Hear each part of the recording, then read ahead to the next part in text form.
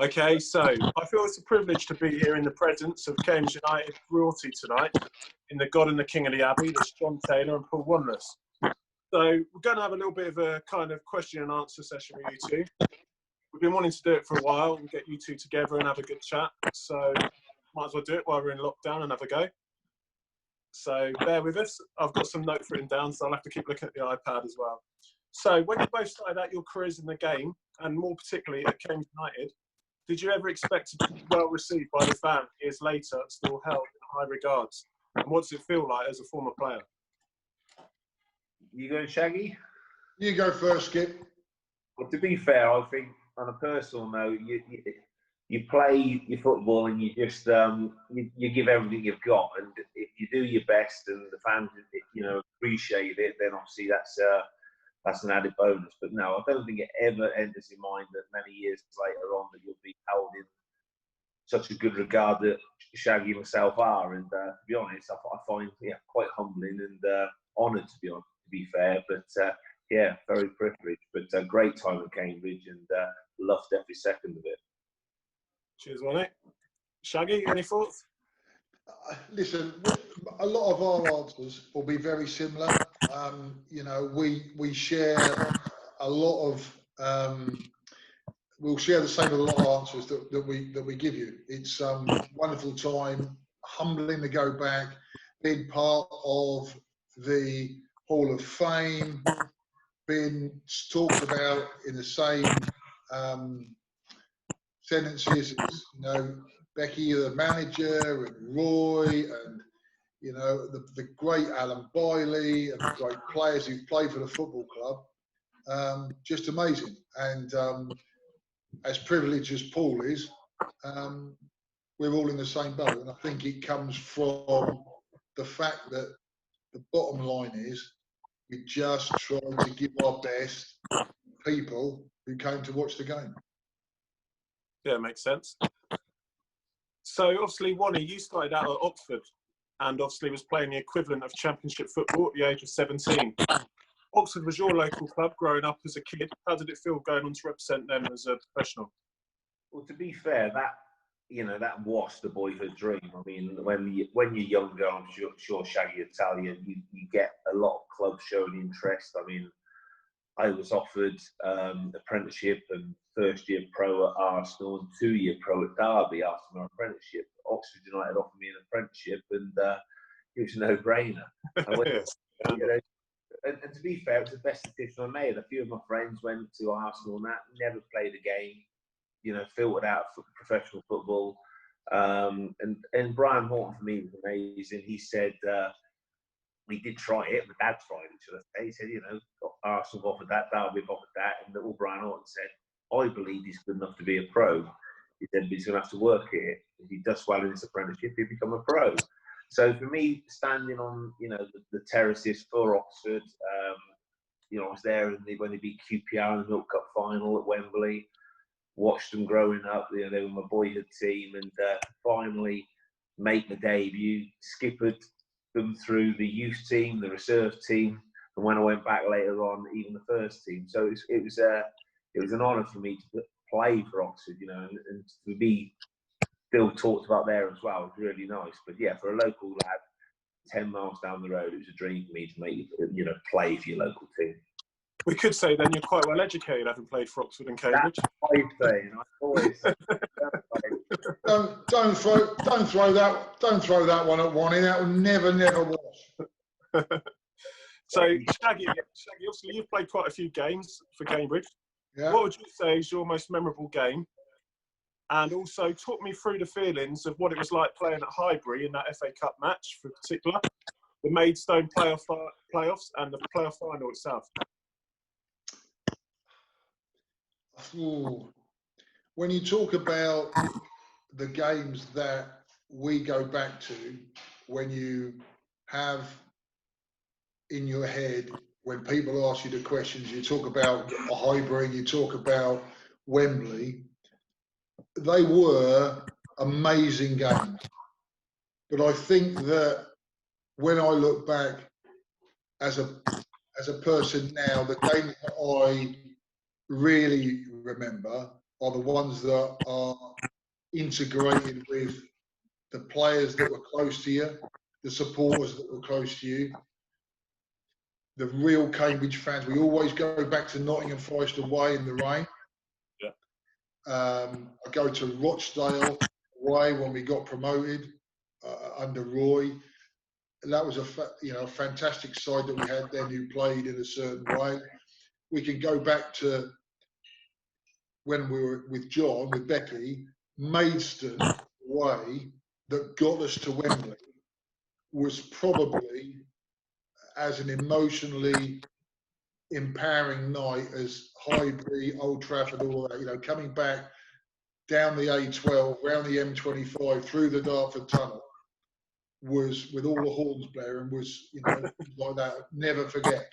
Yeah, amazing. So, yeah, those type of games seem to stick with me more than the real big one. Okay, so obviously you scored a bag full of goals. Is there any special goals then that would stand out for you? Definitely the header against Rochdale. My first goal, which not many people will remember, away at Hartlepool.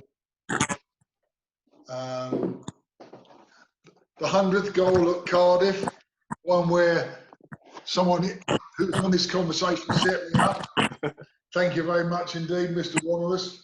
You're welcome. No problem. Yeah, lots. I mean, one of the best goals I felt I ever scored was we played against Southend at home. Beat them 3-0. Jamie Campbell knocked an angle ball to the edge of the box, controlled it and robbed the goalkeeper. And very few people talk about it, but I always know that was just one of the goals that I always remember for me, yeah. But, Shaggy, what? Yeah, go okay, on. cheers. Wonny, what about you? Obviously, you banged a few goals in with your head, mainly. Anything that stands out particularly?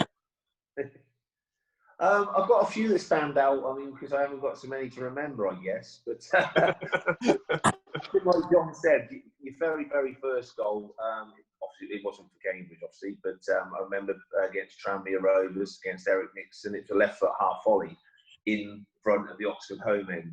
So that was me. But obviously for Cambridge, I mean, we've got the couple that will never really get talked about, but I do remember one at Chester away when Tom Young slid in, and it's no exaggeration, I must have been 35, 40 yards. He did it first time. Why you never got that close? That was on video somewhere. Was it that high?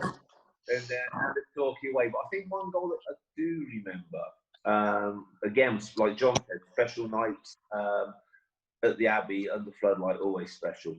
When we done Crystal Palace 2-0, Trevor and myself scored. I think it was the FA Cup, but I don't remember. It was the second goal. Aggie cut back, crossed it in. I remember making a forward run, got up and headed it in. And it was right in front of our fans. Special goal. I remember that. And that's a busting thing, to be fair. So let's talk about playing at the Abbey then. What was it like? What's it like playing at the Abbey in the atmosphere? Like, what are the fans like? Go on, Shaggy. Okay. So most of the time, when you're doing particularly well in a winning team, I suspect, like most supporters, they are fantastic. And we both, me and Paul, have shared some amazing nights there, which are obviously really special because a lot of the time when we played, we were involved in winning teams.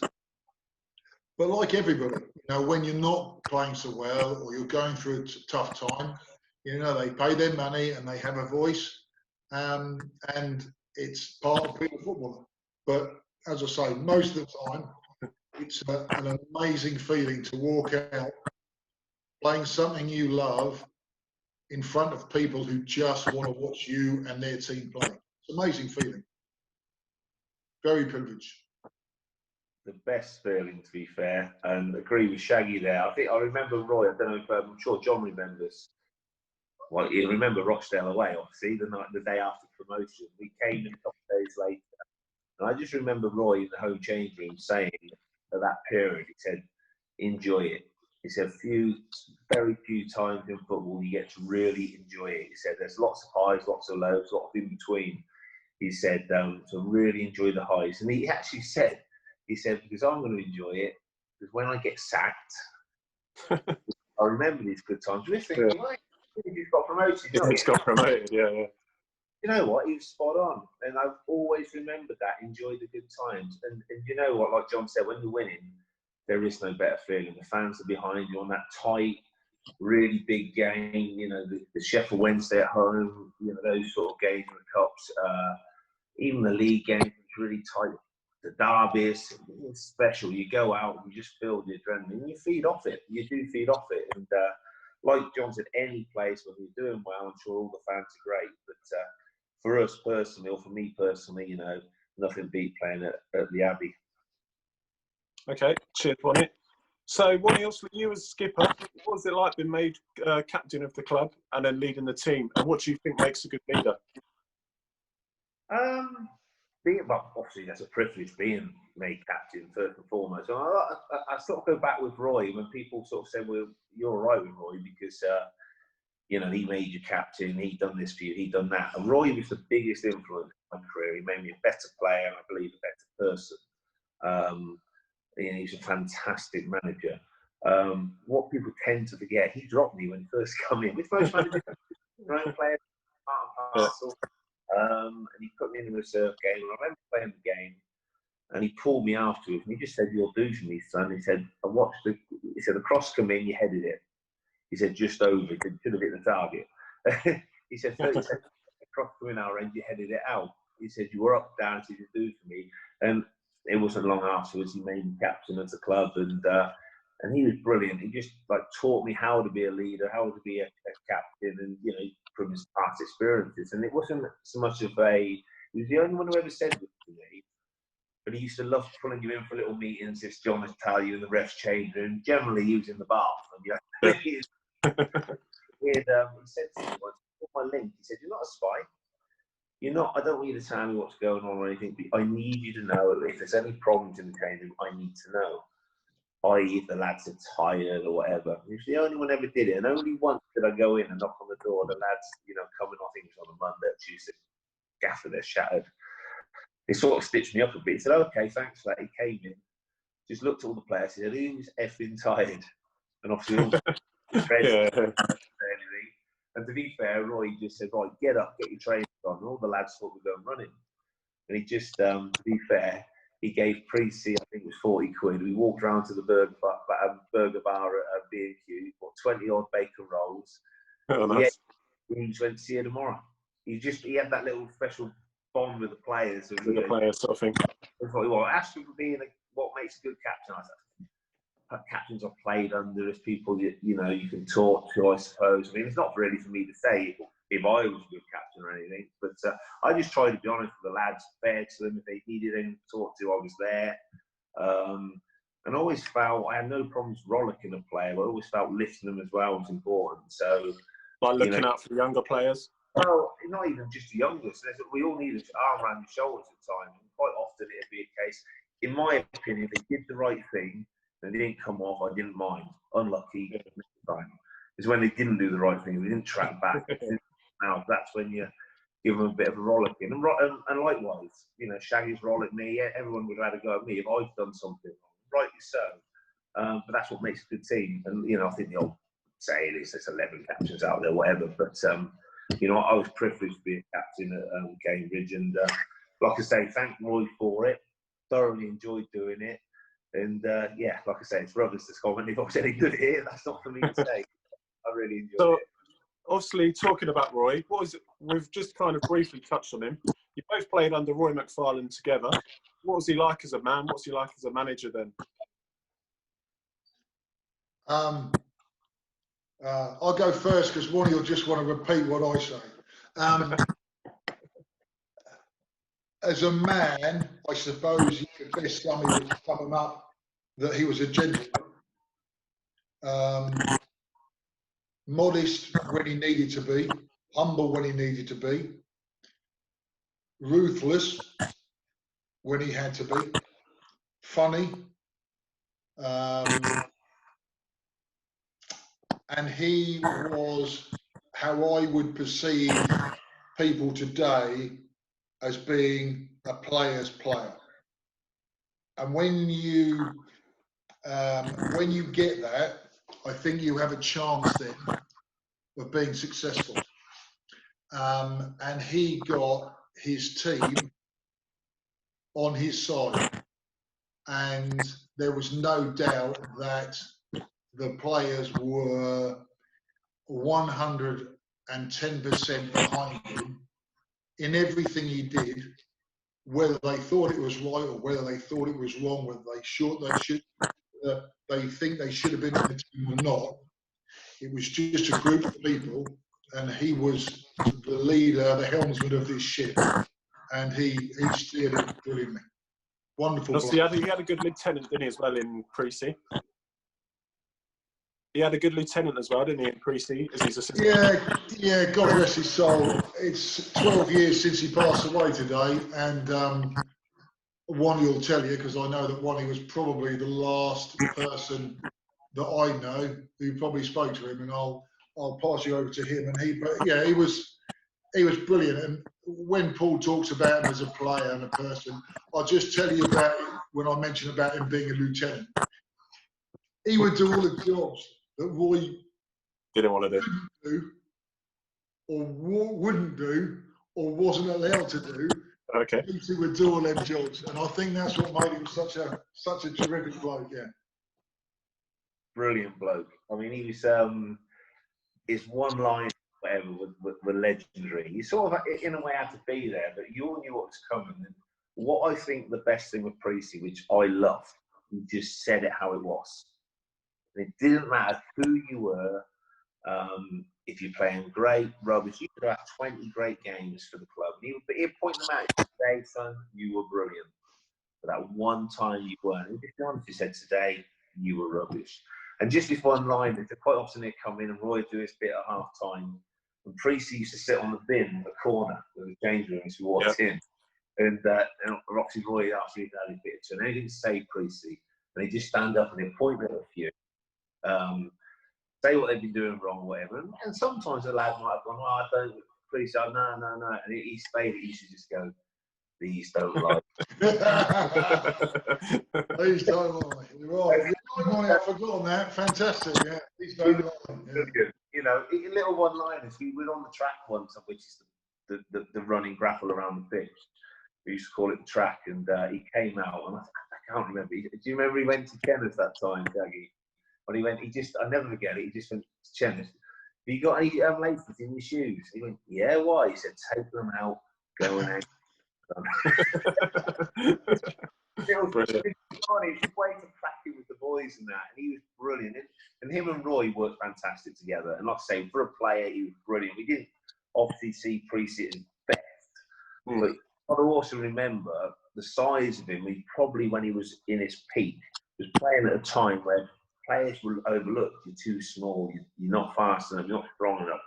So for him to be such a good, influential player during that period shows how good he really was.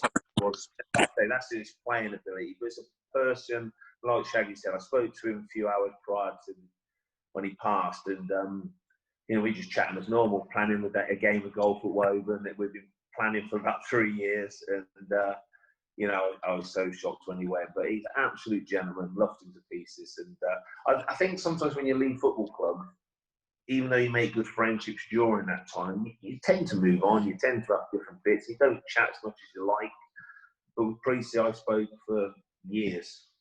When we split, we were chatting all the time. And that's when I think, how high I regarded him.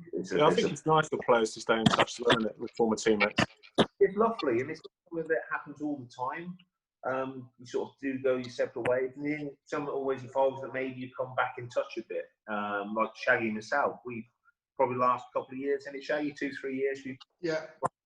And it's been great. We play golf together, we chat together, and got our own little WhatsApp group together with a couple of boys. It's nice. So it is important. Like, you do make friends, but it's sad that you tend to at times go your separate ways. But I think in football, there's always that bond that when you get together again, it's like the time's never gone. You Just know, like when the old days.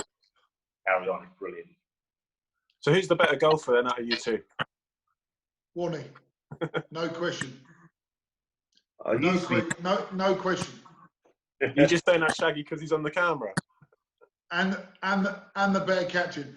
You were talking earlier, Ben, about what makes a captain, okay? And I'm going to tell you a story now that is going to be a bit deep and a bit emotional and stuff. So what makes a good captain, okay, is someone who leads by example, okay? Wani, without doubt, leads by his own example. So Wani will know that he is not, like me, the most gifted footballer in the world. But you know what you get, and when you get it, you get more than 100% of it. So let's just go back, and we talked about Roy as a manager and how much experience as a man he had when he was at the club. And I don't know whether you're going to talk about this later, but I'm going to tell you about it now. So when I took over, after Roy left and John left for the second time, I obviously couldn't turn the job down. It was offered to me. And I made some decisions at the time, which in hindsight were some of the worst decisions I've made in my life. So there's one or two other ones, but talking because Paul's here, at the time decided that we were going to go down a slightly different path of how we were going to play football. I.e., we're going to try and play this total football, blah, blah, blah, blah, blah. And in my mind, this is how I was going to play, and Paul wasn't going to be part of that. Okay? So we then had some discussions about, in my office, which I'll keep the bits private unless Paul wants to bring them up. They weren't. In fact, they were pretty poor man management skills from me, to which I've apologised to Paul and he's gracefully accepted, but I wasn't very good at the job at that part-time. When I look back at me managing the club now, as I've moved on and everyone knows about the mental health and gambling and everything, yeah.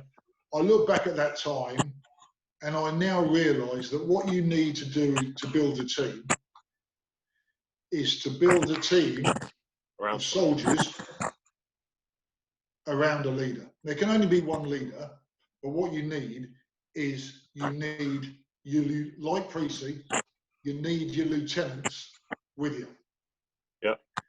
And I had, at the time, the best lieutenant I could possibly have in Wani, and I disregarded it. And I can't tell Paul why. I can't tell Paul why. I think it was probably a bit of ego on my part, a bit of the fact that, you know, I probably felt that, listen, I'm John Taylor, you are Paul Wanless, but I am John Taylor. If that makes sense? Yeah. So, and that was as bad a decision that I've made in my football career, certainly as a manager of the football club. So I sort of wanted people to know that, to understand if they can go back and remember the time when it all happened. Yeah, we were going to cover that later, so it's quite good that that's come up already. Yeah, Paul knows I've apologised, but I just wanted to make people aware of that in case they never knew the real reasons. And to be fair to Paul, you know, he's accepted the apology because we've had to deal with it and we've become a bit more mature.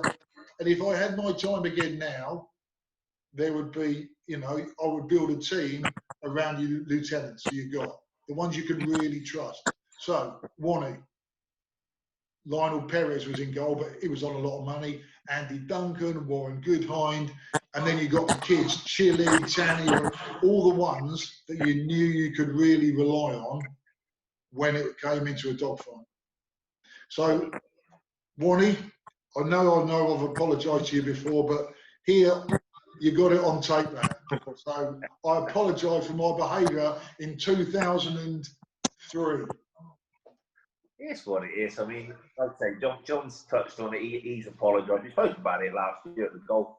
I actually asked John. I'm not. Like I say, some of it I keep private. Well, I actually said to him, "Do you remember what you said to me?" And he went, "No." And I think you remember you said to me, "But I'm pretty sure I would have lied to you."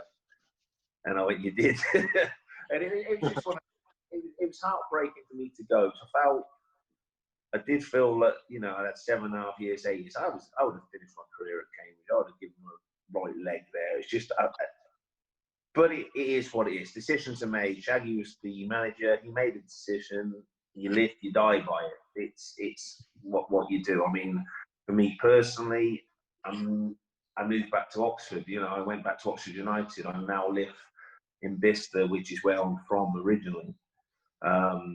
You know, so it sort of made me go home to a degree. I had 2 wonderful years back then. To be honest, if it wasn't Oxford, I don't know if I would have gone. I might have just had to sit in, play with it. I don't know what would have happened. If someone said, no disrespect to Darlington, but if moving up north, I'd probably have gone. But I was coming home, and it was probably the only club that I would have really gone, okay. You know, I was very, very sad at the time. But it was what it was. I had 2 great years back at Oxford. You know, I got player of the season, supporters player of the season. So there's still football in me. Don't make me feel any worse than I already do, Wally. So I went back and I played with a good team, hell of a good side there. Dean Whitehead, James Hunt, Crosby at the back, Boundy at the back. We had one hell of a team back in front. It was a very, very good side.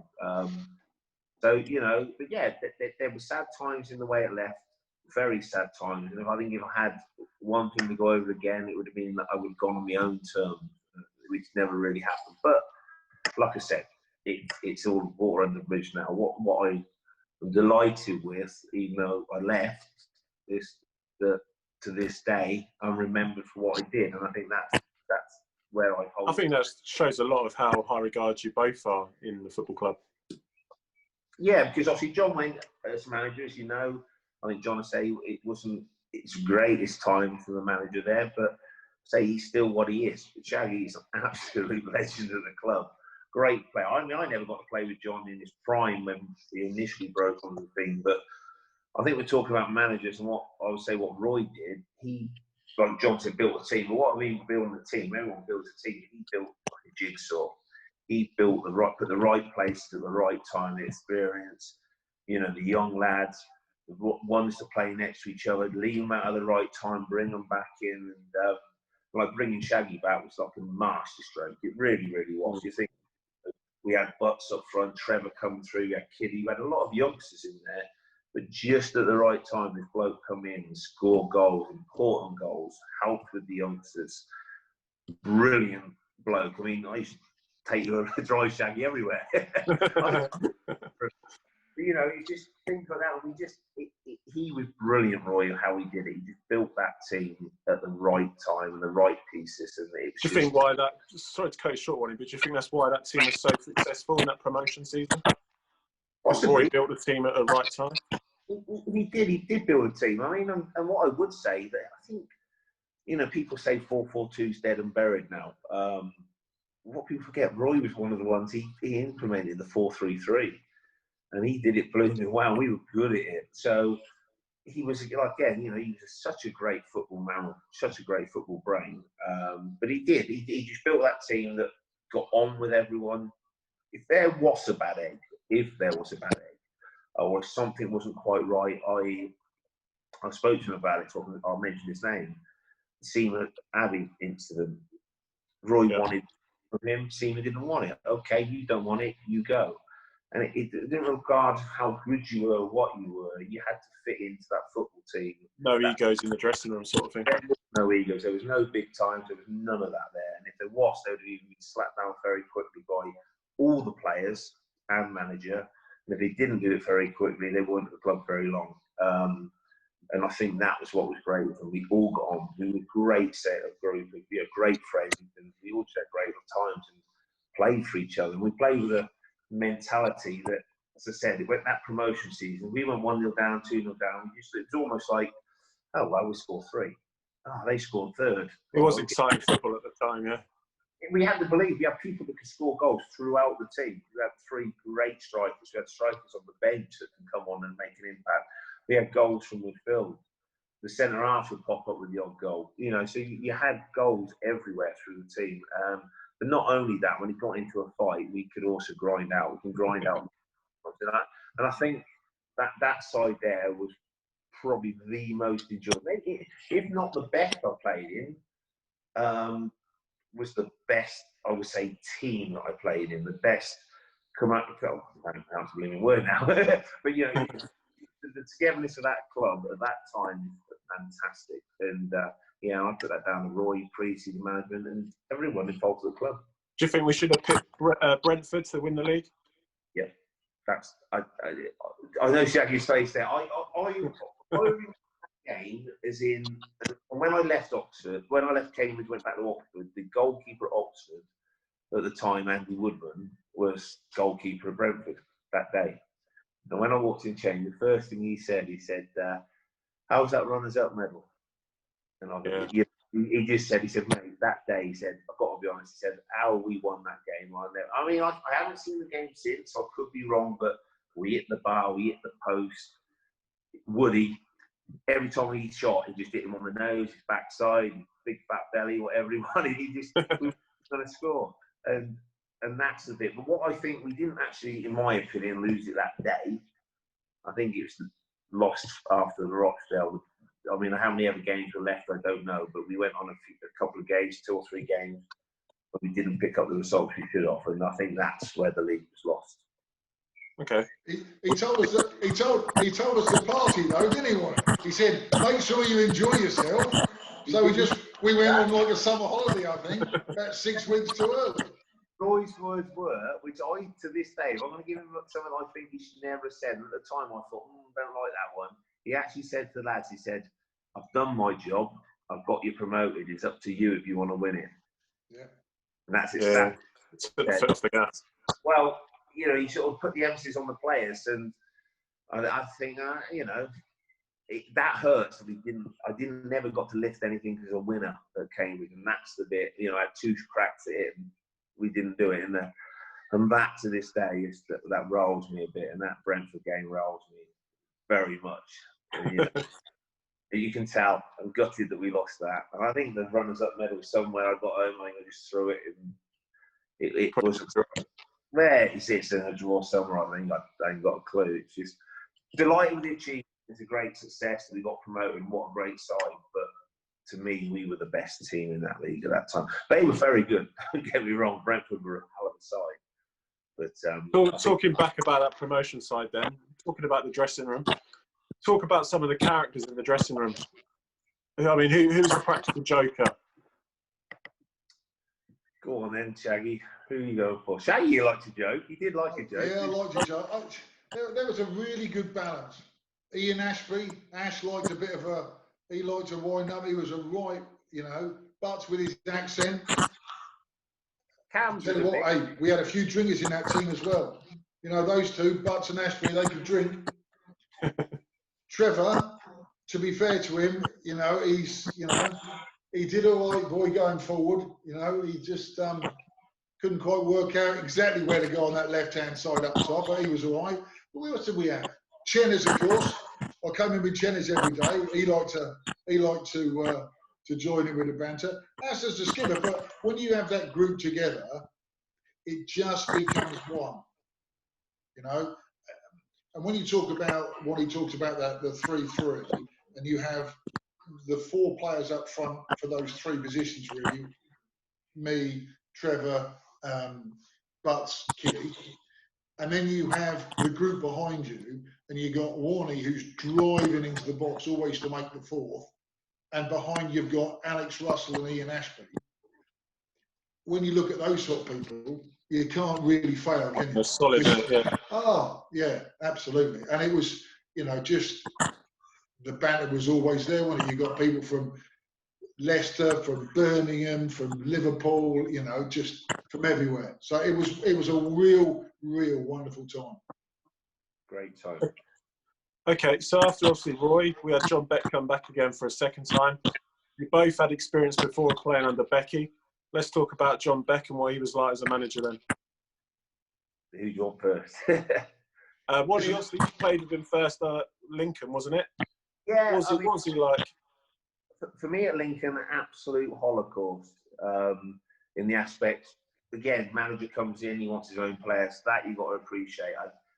I always felt from experiences, now John's been on the other side of it, but I just felt that if you don't want someone, just tell them. Be honest. You know, I'll do my best for you, you do my best for me, but you're not in the plans, I'll try and move you on. Becky had other ways. His ways at Lincoln at that period of time, and I think he'd be honest with you, he told me when he came back to Cambridge, he just made it horrible for you. We ran and we ran, and then we ran some more. And we were running at 4, 5, 6 in the evening. You were going to every, you knew you weren't going to play, but there could be a squad of 25 players. Every one of you would be on that bus on the Saturday going to Exeter, to wherever you were going. And I remember going to Fulham once, and you ran before the game. Those who weren't playing ran. But he did it for a reason as well, to upset the opposition. But he wasn't worried about how you would feel in it. I remember we went to Fulham, and at 2:30, he said, "Kit on then, boys, we're going for our run." I thought, oh. And he made wait till Fulham were jogging across the pitch, warming up, and he made goal-mouth to goal-mouth runs. Blimey. But horrendous running anyway. You're on your knees. But just so that you were running in and out of the Fulham players to interrupt their warm-up. Of course, that don't go down well with the fans. Doesn't go down well. And then to finish it, would then make you 60-second laps around their track. You're running around, I think, 9,000 fans there throwing stuff at you. Just things like that. And I thought, what is going on here? So that was a nightmare. I couldn't wait to get out. It was made clear that I wanted, and you know, and then I come back, and for me personally, it's like, uh-oh, he's coming back. What's going to happen? More running. What happened? To be fair, he changed. Now, from that, when someone doesn't want you, I guess you have a feeling of hatred. But when he came back, I learned to appreciate him more then. He called me in early and said, "Look, I need you on my side," blah, all that still. But what I found with John, and what I would take in from him, he was extremely organised, extremely organised. And I think as a manager for that, sometimes at that level, that's what you need. And he was brilliant. You knew your job. Now, the way we played with Roy, we had a bit more flexibility, so he maybe didn't have the players at the time that were regimented in that routine. But yeah, I got nothing but, you know, I respect him. Obviously, he's a Cambridge legend as well for what he's done at the club. And when he came back to Cambridge, I think I then learned things off him. But yeah, he is what he was. And, you know, for me, it wasn't great personally, but I had a good season with him. That season we stayed up when he was manager. I think I scored about 6 in the last 4 or something. And, you know, I done I think quite well for him. So, yeah, like I say, I'll take away from him his organisation. You knew your job. As a midfielder, I didn't go looking for the ball from the throw, and I wasn't going to get it. My job was look for the second balls, where it would be go and look for it, go and get it, play, whatever. But again, you knew your job, and sometimes you just need that.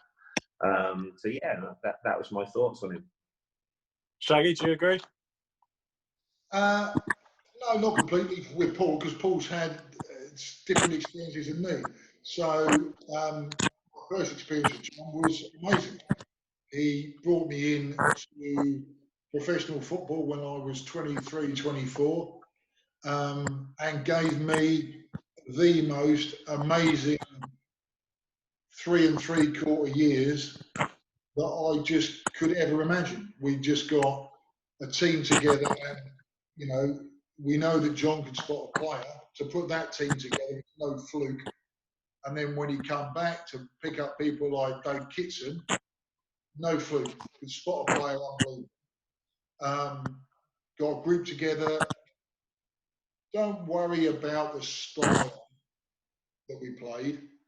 It was the way that he was in front of a lot of his peers in how he did things. If he'd have, whether he would have been successful, playing another way is irrelevant, because he knew certain things, you know, like the cold showers we all laugh about to this day. You know, if you ever go and do any sport now, you go onto Facebook tomorrow, see Chili doing his cycling in the morning, he'll be in a cold bath in his kiddie's paddling pool, ice cold bath in the morning. He was way in front of himself. He put together a group of players, and for 3 or 4 years provided the most successful period this club has ever had. So in terms of that, absolutely unbelievable, and I have the utmost respect for what he has achieved.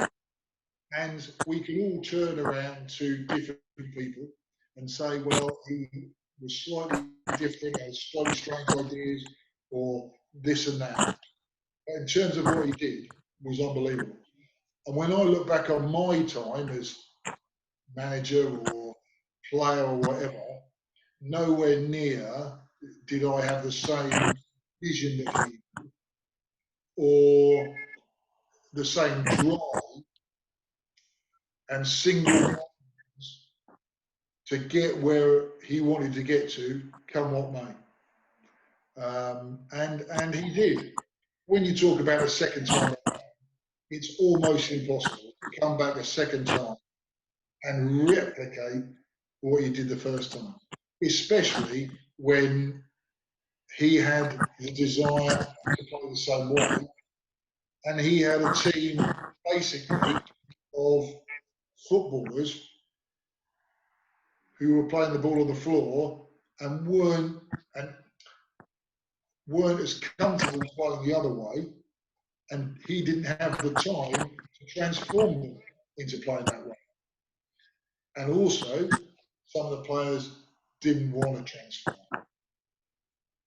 And that's unfortunately part of the way it was. But yeah, he's a Cambridge United Hall of Famer, and rightly so. Take nothing away from him.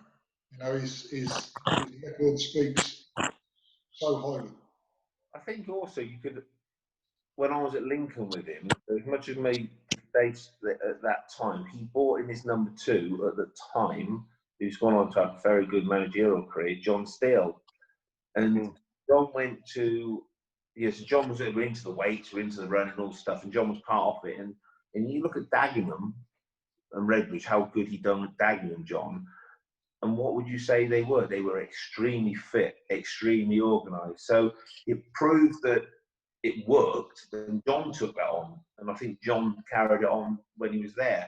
And that is what Dagenham were. They would work their socks off, and they would run and chase and harass for everyone. And everyone said how great it was. So, but what they don't think, I think John still got that from Becky. You know, so, and it was successful for him. And he's still, I don't know if he's still in the game today, but it wasn't long ago he was there, was it? So, had a heck of a career doing it in that. So, you've got to look at what he did do, was successful. But like John said, I think he needed the right players and almost giving those coming in at from maybe non-league the chance, drill them how they must do it and that. And I think then if you get those to do the right things, what you want, it's hard and it's successful. Another example, I guess, would be Wimbledon. Similar. The lads work hard and do stuff, and it was successful. It's hard to play against. So yeah. You don't get time like that. So even when John came back the second time, he has to transform the playing staff into people who A, want to stay at the club, B, want to play in that style, and are happy to play in that style. Like we said earlier about you need to get your players in who you need to. And then you've got to hit the ground running and get results. Because I'll tell you now, it doesn't matter who you are nowadays. You go 10 games without a win, doesn't matter who you are struggling to keep your job. In this world of football. And it may not even be 10. But I bet you there's no one in the last, I don't know, I'll go for 15 years who've lost 10 games on the spin or picked up 5 points out of 10 games who's still in a job. Maybe the chap from Stoke City who's just now gone to Luton. Do you think managers have too much higher expectations put on them now, though? I think it's the way of the world. I think the money from the top comes down and it follows suit, because you just can't, you can't have the time to lose football matches. You just don't get the time, do you? No. We talk about our club, right? And Bonds, fantastic manager because he's doing great.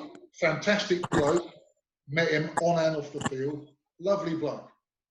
And it doesn't matter who he is and how nice he is. If he loses the first 6 games of next season,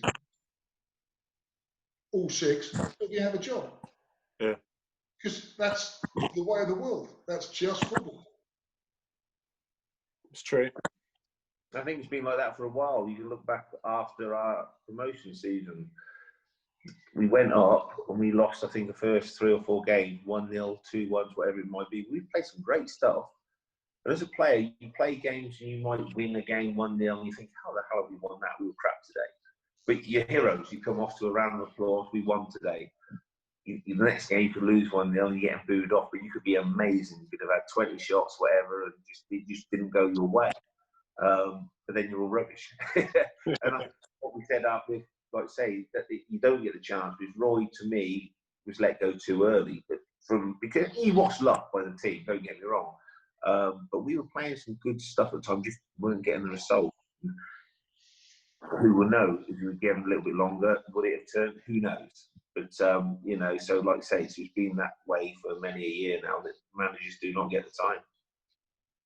Okay, so who would you say, if you could pick one player, Wonnie, was the best player you played with at Cambridge? That's one of the questions from one of the fans. See, I was lucky. I mean, John was even luckier than me. He played with many great players. But when I first come, I always looked at Jody Craddock and Danny Granville. There's something about them that they both had abilities. You thought they'll play higher. Micah Hyde, young lad, but great ability in that. So I think ability-wise, you'd probably lean to one of those guys. If you're going to say I think John once said to me, if you go into war or something, you want to have the right man beside you in the trench, whatever. But one player I loved playing with, from a personal point of view, not because he was the best player or whatever, but it was Martin Butler. I loved playing with him because as a midfielder, he'd make a bad ball a good one. He would run and work away. And you just knew the ball coming to me, I knew it was going in that corner, or he'd be off the shoulder of the centre half. You sort of had that little almost telepathic reading between each other, and I loved playing with him. And it basically was his work rate. But like I say, I've played with so many good ones there, it's hard. But like I say, loved playing with Butts. He was good to play with. Good for me, and sort of wanting your side. Shaggy, what about you? That's so difficult. You're talking about so many positions, and everyone has a different opinion on, certain positions. When you look back, Lionel Perez was like just, as a goalkeeper, was amazing, wasn't he? You talk about the centre half, and you talk about Jody, and I've been fortunate enough to play with Dacey and Chapman, and then you talk about left-footed players.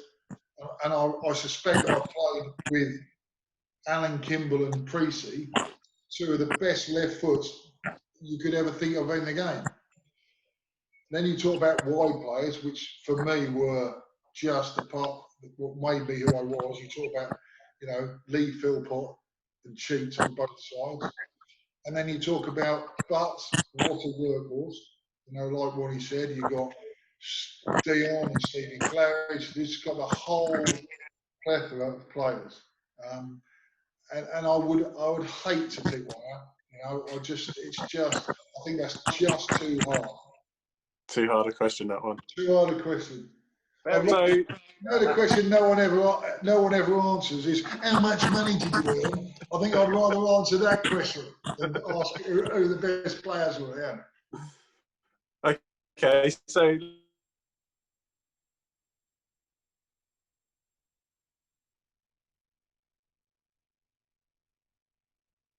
let's talk about another highlight. For instance, Shaggy. That was me.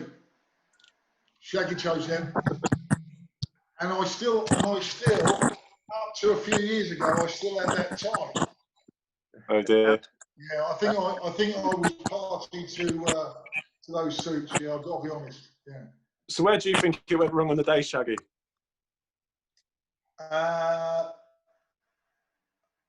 Okay, so I think, looking back, that probably half-time, I would suggest. I think that as an inexperienced manager, we probably, and this was going back to a conversation I had years later with Tom Youngs, and I thought about it for quite a long time after he told me. And I remember coming in at half-time, losing 2-1, and not being best pleased, I think is the best way to describe how I was at half-time. And after speaking to Tom a few years later, he said, the thing was, Shaggy, he said, I don't think we were actually playing that badly. And I think that perhaps seeing that out of rose dark glasses for me probably had a slight adverse effect on perhaps some of the players who were playing and thought, well, actually, the gaffer's just given us a right roasting, but we ain't done too bad. So that certainly, when I look back again, didn't help the structure of the game in the second half. Okay, and obviously, Wally, you scored that penalty in the cup final. I guess you've been playing that on a loop constantly for Bradley. Well, he sometimes asks for it. Like I said, I didn't. I wish it was modern times. I ain't got many recordings of me scoring. Go on YouTube, I think it's 3. So, so yeah, he gets to look at the 3 goals, and that's all he ever gets to see. But yeah, scoring that is something that I'd look and go, yeah, brilliant. Scored the Millennium, delighted in that. But yeah, the result was horrendous for us, and you know, I haven't. I've got memories of after the game. Really, I remember standing on the pitch, just looking at them again. It's just what I wanted to do. They're lifting up the cup. They're having, you know, the poppers are going off or whatever. And it's just after that, I don't really remember much. I don't remember party afterwards. I don't remember coming back. I just remember wanting to get. Then, isn't it, if you've lost. Yeah, it's a massive. I mean, what I remember more is the semi-final. That I remember because it's a happy memory. You know, I remember the first at the Abbey. I remember them missing a penalty. We're 0-0, and I remember everyone saying that apparently the whole of Bristol's booked up Cardiff, all the hotels because they got to beat Ashton. And I remember us dancing and singing in the corner at Ashton Gate with a full house there, which was a brilliant atmosphere, winning the game. And that's what I remember more than anything about that little run. Okay, cool. And obviously, talking of that sort of era, we had a player in Armand One. Do you think we could have got more potential out of him? Come with bags of potential, but do you think we kind of let him go maybe a bit too soon? Me or Shaggy? Well, either of you, really. You can go first. You go first, Wally. I'm going to be harsh on the lad. I think he had so much ability. Now, whether at the time it's, you know, maybe nowadays with sports science, I don't know. But I love the, you know, the not the action man, that's the wrong word. The one who's going to put it in and work hard. He didn't have it. I don't say he didn't have it. He just couldn't do it. He was just too tired. You know, we used to watch him sometimes at training and they'd say, slow down, we do fitness work. And I think Stuart would look at the heart rate monitor on him and go, "Croy, you're going to drop dead if you get any quicker." And I'm thinking, if you're only slower, he's going to be crawling, not walking. It's, you know, it's a hard thing. I think what he needed was a proper fitness regime and maybe more time. But like Shaggy said, you don't really get the time. Managers don't get the time. Now, at a club like Cambridge, it's finance. Well, can you afford to pay 16, 18 players who one that you might not get to see or might get to play 5 or 6 games? I don't know. I mean, as ability-wise and the goals he scored, if he remembers forever from the semi-final, like I just mentioned. And yeah, he was big, he was powerful, great shot. Yeah, and I think he would look back on his career and say, I think I could have done better. That's my opinion. Now, it's not Yeah, for me yeah.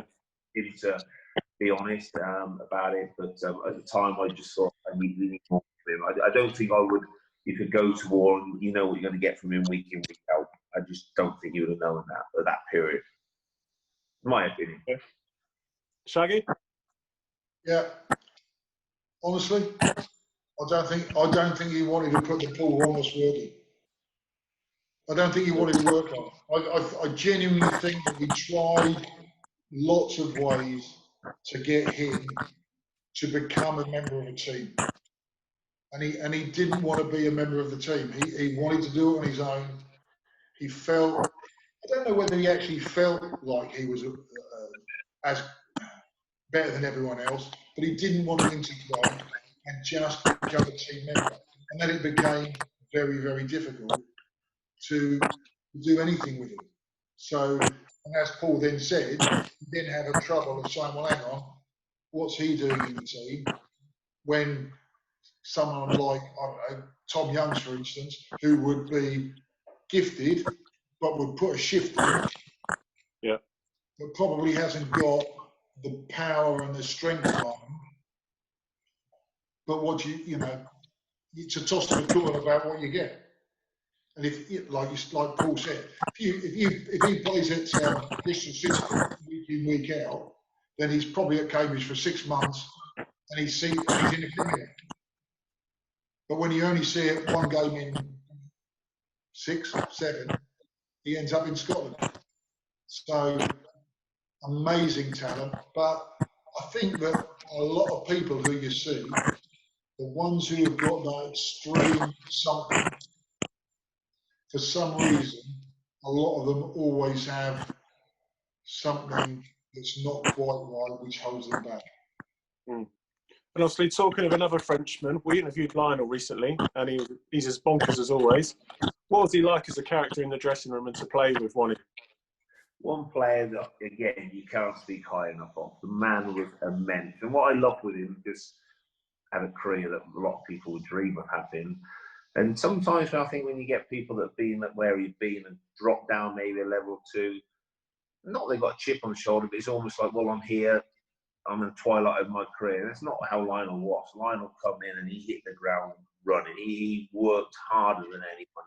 The ultimate professional, absolute pure gentleman, and brilliant guy to go with it. So yeah, like I said, he was one of those pieces that Roy put into the thing. He was the perfect piece that went in there. And I remember Roy coming in and Roy saying, "We're signing Lionel." He said, "We're all sat at the training ground. So we're signing Lionel. He'll be here next week." He said, "He's going to be on way more money than all of you. So none of you knock on my door." He said, "But he's going to be worth it." And you know what? He was worth it. I mean, I don't know what the club paid him, but I tell you what, brilliant by the club. And he was fantastic for us. And I think I would sit down as, well, without question, the best keeper I ever played with. Again, he knew what he was at flamboyant. He was crazy. I remember him chasing. Do you remember him chasing Tom Cowan out the box once? I think someone's. I think he blamed Tom for it. And I turned around, saw Lionel 25 yards out of his goal with Tom Cowan in headlock and having a bit of a scuffle. But that was the passion of the man. That was what he was. He wasn't like, oh, well, you know, not to worry about it. He didn't want to lose. He was a great trainer. Fantastic in games, but like I say, not only for all that, he was a brilliant man, superb for all the players in all the meetings. He had put his point across, and he was a great voice to have in there. And yeah, love him to pieces. And I saw your interview with him, and he's looking very. He has to look well. He's looking good, isn't he? He's looking good. Shaggy, you got any thoughts on that one? I remember 2 things about Lionel. 2 good stories for you. One is really short. That is the worst taken penalty I've ever seen. Even worse than me. Nearly as bad as your one at Forest. Oh dear. What do you mean at Forest? That one in the bottom corner, man. I'm thinking of at Forest. In the League Cup. Okay. So let me tell you a story about Lionel. We played the final game of the season away at Oldham. And we hadn't won a game away from home all season.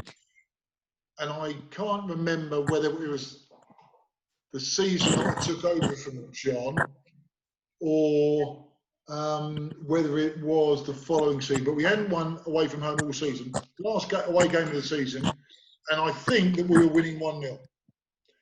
And with a few minutes to go, David Bridges came on, and he made a mistake, and they scored a goal. Do you remember, Wally? I was gone by then. You bobbed me off. Oh, you'd gone by then. Sorry, lad. Oh, yeah. Sorry. Oh, my God. Oh, I can't believe it. Anyway, okay. Sorry, Skip. So we're in the dressing room after the game, right? And Lionel has gone absolutely French berserk at David Bridges. And he's what, 17, David, at best. And he's gone loony. And I said to Lionel, sit down. And he wouldn't sit down. Lionel, sit down. Sir, please sit down. I didn't say sir. Please sit down.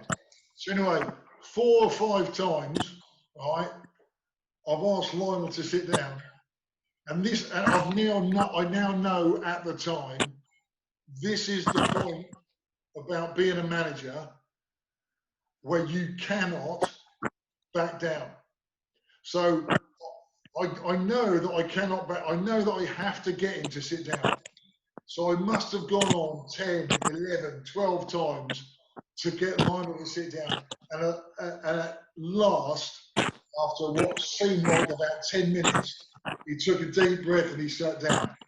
But I knew from my own perspective that at that time I had to get him to sit. But he went absolutely berserk. Poor old David Bridges, and it wasn't really Bridges' fault either, you know.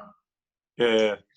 But as Paul said, yeah, worth every penny of what Cambridge paid him. And I do know what Cambridge paid him, so if you'd like to know, I'll tell you. So that's the second time we talk about money, though. So Shaggy, obviously, we recently saw you come back in a coaching role alongside Colin Calderwood while he was here. Yeah. How did that come around, and how did you find it working alongside Colin in what is now the modern game?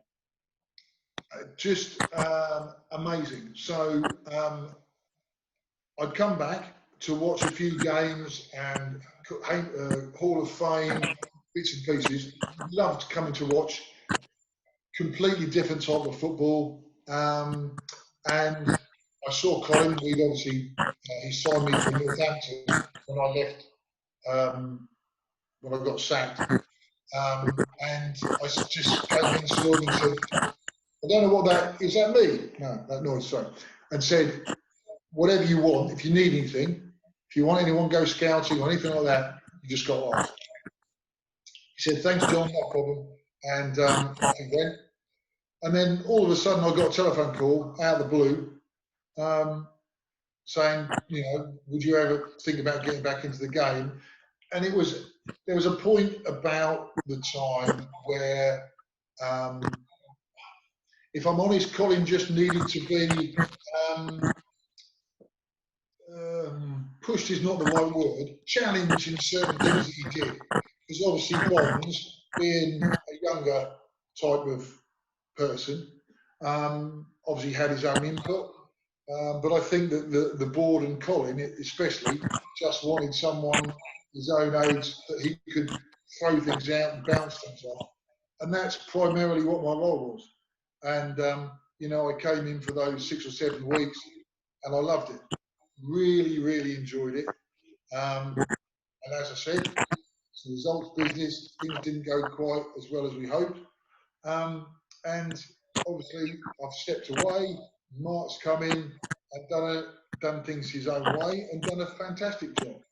But no, I really enjoyed it, but it still puts me back to a place where this day and age in football, it's so demanding of your time that I now know that I wouldn't want to step back into a game full time.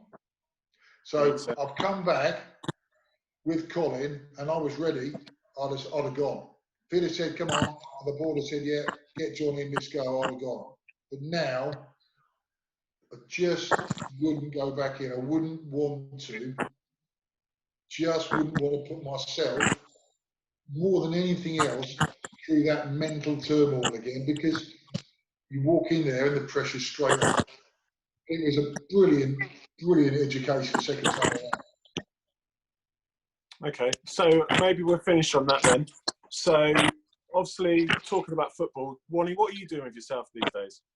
I actually still work, well, I work locally near Oxford. My dad's had a business going for donkey's years. He's pretty much retired now, so I basically run the factory side of it. My brother is in the sales. My brother's been there since he left school, so nearly 50, my brother now. So that's how long it's been going. It's basically a window, door, UPVC, aluminium, we manufacture for the trade. So yeah, so I run the factory side of it now. Don't ask me how to make a window. I've got lads to do that. But yeah, so I run that. So it's just a family business. So Dad's stepping away and leaving it for my brother and I. And I guess you're busy schooling Bradley and all the football skills you know. He's looking like he's got potential, ruining your grass. Shaggy said there aren't many football skills I do know, but to be fair, so no, do you believe it or not, when he plays, I absolutely love watching. That's why up until a few years ago, I was scouting as well at weekends. And when he was born, when I was about 2, I said that I do now. So about 4 years ago, I said that I'm happy to step away from it. So I want to just spend the weekends. I didn't get to do it with my daughters because obviously I played football. Yeah. Got a little boy now, so I thought I want to play. Now he plays in his local team. It's brilliant to watch. But believe it or not, he's actually quite skillful. Likes to nothing like me. But he's too soft. Honey, don't knock yourself. Get stuck in, and you try getting him to stick in. Even my dad can watch it. He's not quite like his dad, is he? So, you know, with me, he'd kick the hell out of me. But you know, on his mates, the 6-year-olds, he won't touch him. So I'm just trying to toughen him up a wee.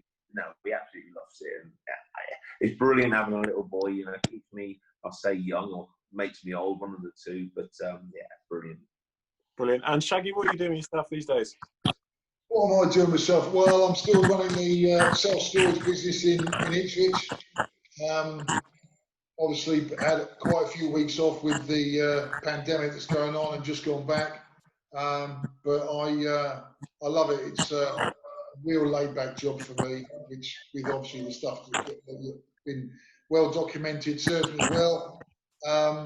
Obviously, living in and around Norwich, really enjoying life. Looking forward to the new season whenever it starts up again. Looking forward to meeting up with Wani and playing golf and all the stuff that perhaps we take for granted sometimes, but every now and again you look at and you think, you know, how lucky and grateful we have been, we were, and how lucky and grateful we are. And obviously during lockdown, we've learnt one thing, that you're not a bad quizmaster, are you? I'm an okay quizmaster, yeah, and I've, you know, it'll be our sort of saving grace if we can get some other people in to you know, give the supporters a different face every now and again, rather than just having. Maybe we'll convince Bonnie one week. Perhaps we'll get Armand in, see if he'll do it. Do a French quiz, or Ali, the goalkeeping coach, or anyone else, you know. So yeah, we'll find out. We'll get some more faces in, but it's been a pleasure, everybody, and great, Wally, and stay safe, of course. Yeah, and thanks for your time, guys, and I'll see you both soon. Thanks. Pleasure. See you, folks. Cheers, See you, guys. Skip. Yeah, take care.